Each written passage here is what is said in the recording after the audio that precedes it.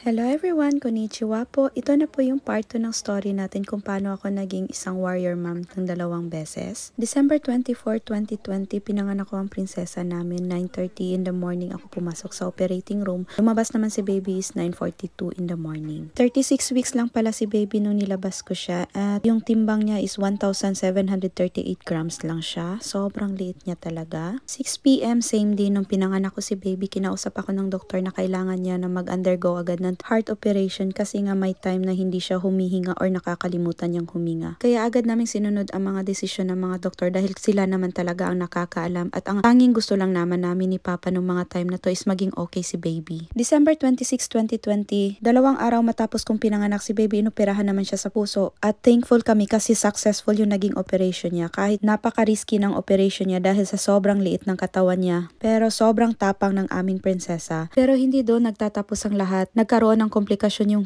operasyon niya kaya kailangan siya mag-undergo naman ng another operation at nagka-jaundice pa siya. Pero lahat ng yun nilabanan ni baby. Bago pala inoperahan si baby, kinausap kami ng doktor na kailangan nilang i-test yung chromosome ni baby kasi nga halos lahat ng symptoms niya ay nakitaan na may problema siya sa chromosome or sa genes niya. Kaya sinabay na sa opera yung pag-test ng chromosome niya. Makalipas ang halos 1 buwan na paghihintay sa test ng chromosome niya, lumabas yung result. Kumuha sila ng interpreter para ma-explain lahat sa amin kasi hindi talaga namin alam yung mga ganun na sakit. Akala ko kasi dati pag sakit sa puso, yun lang. Hindi ko alam na may mas malalim pala mga dahilan yung mga yon. Nung kinausap kami ng doktor, ang sinabi talaga ng doktor sa amin na yung sakit daw ng anak namin is 18 trisomy. Tinanong kami kung may alam ba kami doon pero sinabi ko talagang wala kasi wala naman talaga akong alam. Sunod na sinabi ng doktor na Nauranai no Byuki daw or walang cure na sakit at 10% lang yung chance na aabot ng 1-year-old si baby. Noong mga time na yun, bumigay talaga ako. Hindi ko na kinaya yung lahat. Sabi ko sa sarili ko, ibigay nyo na lang sa akin yung sakit. Ako na lang yung magdadala. Ako na lang yung magsasuffer. Wag lang yung anak ko. Kahit napakadaming tao doon sa loob ng kwarto na yon, wala talaga akong pakialam ng mga time na yun at umiyak talaga ako ng umiyak. Halos iniyak ko na lahat ng sakit. Pero hindi pa rin nauubos yung sakit na nararamdaman ko noong mga time na yun. Gustong gusto kong bumigay noong mga panahon na yun pero iniisip ko lang paano yung mga anak ko. Paano si baby? Si baby nga sobrang liit at saka siya nung nagdadala ng sakit lumalaban nga. As nung pagkasabi ng doktor na wala daw cure ang sakit ni babies, binigyan kami ng choice kung iuuwi ba namin si baby or kung ibibigay na lang sa hospital. Nung narinig ko yun, sinabi ko talaga sa doktor na kahit 1 oras o 1 araw na lang yung buhay ni baby, iuuwi talaga namin siya. Tapos sinabihan kami ng doktor na gagawin nilang lahat para maiuwi namin si baby. Pero sinabi din nila na hindi ganun kadali, lalong-lalo na sa part ko. Kasi ibang-iba yung pag-aalaga na gagawin kay baby. Noong mga time na yun, hindi ko alam kung kaya ko ba, kung saan ako kukuha ng lakas. Ang alam ko lang is gusto ko makasama si baby, gusto ko siyang alagaan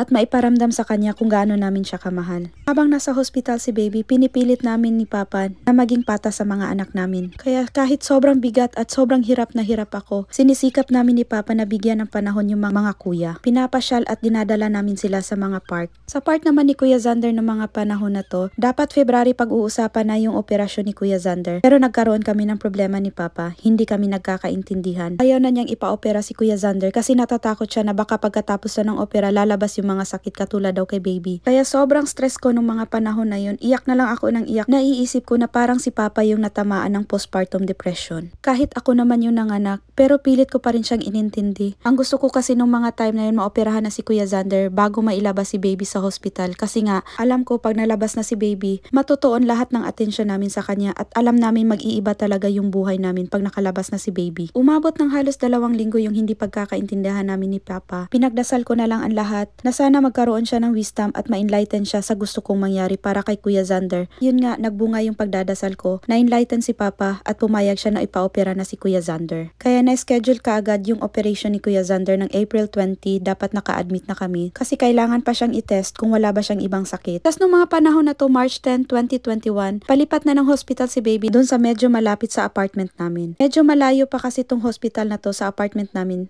Babiyahe pa kami ng 45 minutes. Ang hospital din nakikipag-ugnayan sa ibang hospital kung saan pwede ilipat si baby at kung saan pwede siya magpa-check up monthly at magbibigay ng mga gamot niya. At doon ko na rin pag-aaralan lahat ng kailangan kong dapat matutunan bago maiuwi si baby. Kasi hindi siya pwedeng iuwi kung hindi ko alam yung mga gagawin para sa kanya. Tapos nung mga time na to, dumating na yung medical team from Anjo Kosei Hospital kung saan ililipat si baby at naghihintay na yung doktor niya doon. Sobrang liit ni baby pero ambulance bus yung ginamit para sa kanya dahil sa mga machine na dala niya. Kahit ganito yung naging sitwasyon ni baby, masasabi pa rin namin ni Papa na mas maswerte pa rin kami kasi naibibigay namin ang the best care para kay baby na hindi namin iniisip kung paano papagamot yung anak namin, kung saan kami kukuha ng pera. Kasi lahat binibigay ng government ng Japan ang pangangailangan ni baby kahit wala kaming pera. Or siguro iniisip lang namin yun para maibsan yung sakit na nararamdaman namin. Noong mga time na to kami lang tatlo ni Papa at ni Kuya Kit kasi si Kuya Xander nasa school noong mga time na to.